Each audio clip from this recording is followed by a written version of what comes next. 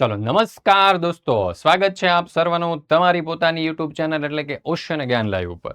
આજે આપણે ધોરણ 12ના ગુજરાતી વિષયની અંદર આપણો જે પાઠ નંબર 3 છે ને, દમયંતી સ્વયંવર, તેના સ્વાધ્યાયનું સચોટ અને સંપૂર્ણ સોલ્યુશન આજના આ વિડીયોમાં જોવાના છે. મિત્રો, બીજી એક ખાસ મહત્વની સૂચના તમને આપવી છે કે ધોરણ 12ના ગુજરાતી વિષયના દરેક પાઠના સ્વાધ્યાયના સચોટ અને સંપૂર્ણ સોલ્યુશનના વિડીયો અને પીડીએફ આપણી ચેનલ ઉપર મુકાઈ ચૂક્યા છે, જેની લિંક તમને નીચે ડિસ્ક્રિપ્શન બોક્સ ઉપર મળી જશે. અને એપ્લિકેશન ઉપર પીડીએફ પણ મુકાઈ ચૂકી છે, તો જરૂરથી એનો પણ અભ્યાસ કરવા માટે આપણી એપ્લિકેશન ડાઉનલોડ કરી લેજો, ભૂલતા નહીં હો. અને સાથે સાથે તમારા દોસ્તો મિત્રો સુધી પણ શેર કરી દેજો. ચાલો દોસ્તો, તો શરૂ કરીએ આપણે ધોરણ 12ના ગુજરાતી વિષયનો પાઠ નંબર 3 દમયંતી સ્વયંવર ના સ્વાધ્યાયનું સોલ્યુશન. ચાલો, એમાં પ્રશ્ન નંબર 1 આપણને શું આપેલો છે કે નીચે આપેલા પ્રશ્નોના એક વાક્યમાં ઉત્તર લખો. પહેલો સવાલ, દમયંતી પોતાના પિતા આગળ કઈ રીતે મૂંઝવણ રજૂ કરે છે? તો જોઈએ ઉત્તર. દમયંતી પોતાના પિતા આગળ મંડપમાં પોતાને 5 નળ દેખાતા હોય, સાચા નળને કઈ રીતે ઓળખવા એ અંગેની મૂંઝવણ રજૂ કરે છે. ચાલો, ત્યાર પછી જોઈએ બીજો સવાલ.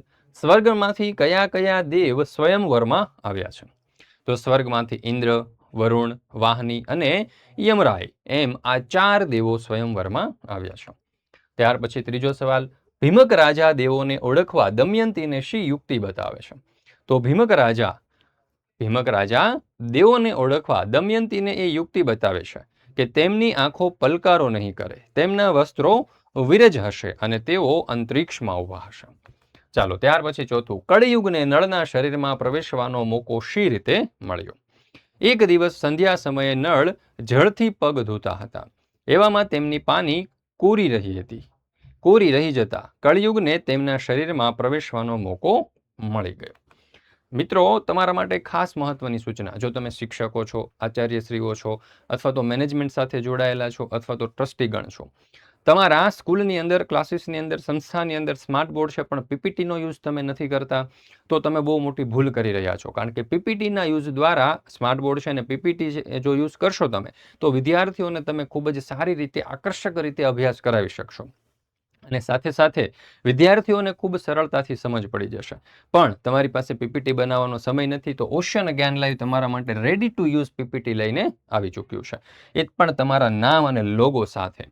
તો અત્યારે જ અહીંયા જે મોબાઈલ નંબર આપ્યો છે એના ઉપર કોન્ટેક્ટ કરો, સંપર્ક કરો અને પીપીટી મેળવી લો અને તમારા વિદ્યાર્થીઓને સરસ રીતે ભણાવો, જેથી કરીને તેઓ પણ કહે કે નહીં, અમને સમજ પડી ગઈ. ચાલો, ત્યાર પછી આપણે જોઈએ પ્રશ્ન નંબર 2. નીચેના પ્રશ્નોના 2-3 વાક્યમાં ઉત્તર લખો. પહેલો સવાલ. ચારેય દેવોએ એકબીજાને શા શ્રાપ આપ્યા? તો જોઈએ ઉત્તર. ચારેય દેવોમાં સર્વપ્રથમ ઇન્દ્રે અગ્નિને શ્રાપ આપ્યો કે તેનું મુખ વાનરના જેવું થજો. અગ્નિએ ઇન્દ્રને શાપ આપ્યો કે તેનું મુખ રીછના મુખ જેવું થજો. ચાલો, ત્યાર પછી આગળ. વરુણે મનમાં યમને શાપ આપ્યો કે તેનું મુખ માંજરાના જેવું થજો. ધર્મે વરુણને શાપ આપ્યો કે તારું મુખ શ્વાન એટલે કે કૂતરાના મુખ જેવું થજો. ચાલો, ત્યાર પછી બીજો સવાલ. નળ અને દમયંતીનો પ્રસન્ન દાંપત્ય પ્રેમ વર્ણવો. તો જોઈએ ઉત્તર. દમયંતી અને નળ રાજાના લગ્ન થયા. બંને સાથે મળીને સત્ય અને ટેકનું પાલન કરતા હતા. બંને એકબીજાના કાર્યમાં સહભાગી થતા હતા. દમયંતીએ એક સાથે પુત્ર અને પુત્રીને જન્મ આપ્યો. મધુર કિલકિલાટથી તેમનું આંગણું શોભતું હતું. આમ આ પતિ પત્નીનું પ્રસન્ન દાંપત્ય જીવન સહસ્ત્ર વર્ષો સુધી અવિચળ રહ્યું. મિત્રો, ધોરણ 11 અને 12ના વિદ્યાર્થીઓ માટે ઓનલાઈન ટ્યુશન ક્લાસ આપણે શરૂ કરેલું છે, જેની આખા વર્ષની ફી કેટલી છે ખબર? માત્ર 2200 રૂપિયા. જ્યાં તમને એકાઉન્ટ, સ્ટેટ, ઇકો, બીએ અને ઇંગ્લિશ જેવા જે વિષયો છે તેના દરેક પાઠના લાઈવમાં અભ્યાસ કરવામાં આવશે. તાડ હોય, તડકો હોય કે વરસાદ હોય, તમારે ક્યાંય જવાની જરૂર નથી. તમારી સામે મોબાઈલ અથવા તો લેપટોપ અથવા તો તમારા ફોનની અંદર તમે ઘરે આરામથી બેસીને અભ્યાસ કરી શકો છો. અને કાંઈ પ્રશ્ન હોય તો કોમેન્ટ દ્વારા અથવા તો બોલીને પણ તમે એ ડાઉટ સોલ્વ કરી શકો છો. મિત્રો, તો આવી ફેસિલિટી આ ફીની અંદર માત્ર તમને ઓશન જ્ઞાન લાઈવમાં પ્રાપ્ત થવાની છે. અહીંયા મોબાઈલ નંબર હું તમને લખી દઉં છું. અત્યારે જ આ બેચ વિશે વધારે માહિતી મેળવવા માટે આ નંબર ઉપર કોન્ટેક્ટ કરી સંપર્ક કરી લેજો અને બ્રહ્માસ્ત્ર બેચમાં જોઈન થઈ જજો. કારણ કે આખા ગુજરાતની સૌથી શ્રેષ્ઠ અને સૌથી સસ્તી બેચ છે બ્રહ્માસ્ત્ર બેચ, જે ઓશન જ્ઞાન લાઈવ દ્વારા ચલાવવામાં આવે છે. અને એની સાથે સાથે પાછી આઈએમપી બેચ અને પેપર સોલ્યુશન બેચ તો તદ્દન ફ્રી હો મારા વાલીડાઓ. તો હવે કરો કંકુના ભાવમાં આવી ગયો છે ભૂકંપ, અને ફટાફટ જોડાઈ જાઓ બ્રહ્માસ્ત્ર બેચની અંદર. ત્યાર પછી છે પ્રશ્ન નંબર 3. નીચેના પ્રશ્નોના સવિસ્તાર ઉત્તર લખો.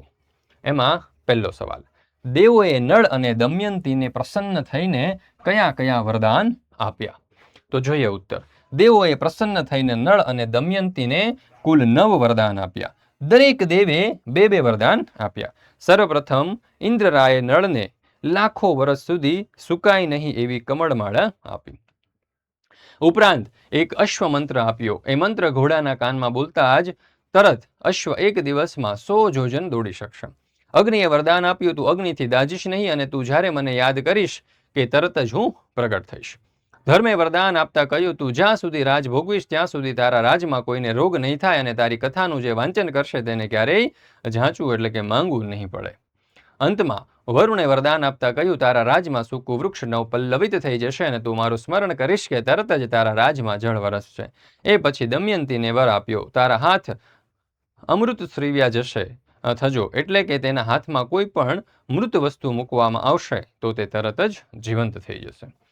બીજો સવાલ, દમયંતી સ્વયંવર કડવાની કથા તમારા શબ્દની અંદર લખો. વિદર્ભ દેશના રાજા ભીમકે તેમની પુત્રી દમયંતીનો સ્વયંવર યોજ્યો હતો. હંસે દમયંતી આગળ નળ રાજાનું વર્ણન કર્યું હતું. ત્યારથી દમયંતીએ નળને જ વરમાળા આરોપવાનું નક્કી કર્યું હતું. પરંતુ દમયંતીને પરણવા ઉત્સુક ઇન્દ્ર, અગ્નિ, વરુણ અને જળે નળનું રૂપ ધારણ કર્યું હતું.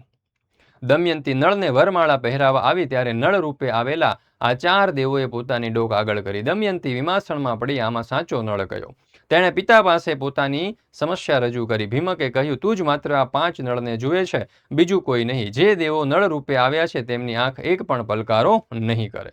તેમના વર્ષો વિરજ હશે અને તેઓ અંતરિક્ષમાં ઊભા હશે. દમયંતી આશા સાથે ફરી મંડપમાં પહોંચી, પણ એક એક દેવ પોતાનો કંઠ આગળ કરે. આથી દેવોએ એકબીજાને શાપ આપ્યા.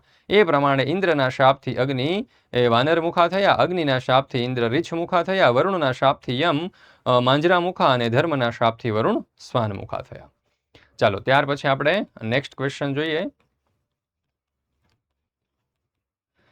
તો અહીંયા મિત્રો આપણે આજે ધોરણ 12ના ગુજરાતી વિષયનું કાવ્ય નંબર 3 આપણું જે છે તે પૂર્ણ કરીએ છીએ.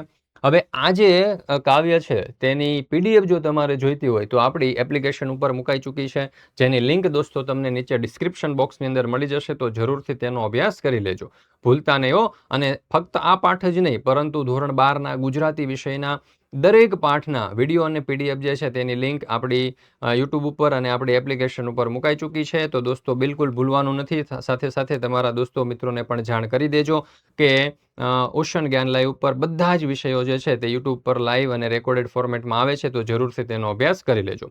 ફરી મળીશું આપણે પાઠ નંબર 4ના સ્વાધ્યાયના સોલ્યુશન સાથે. ત્યાં સુધી રજા લઉં છું. જય હિન્દ, જય ભારત, જય જય ગરવી ગુજરાત.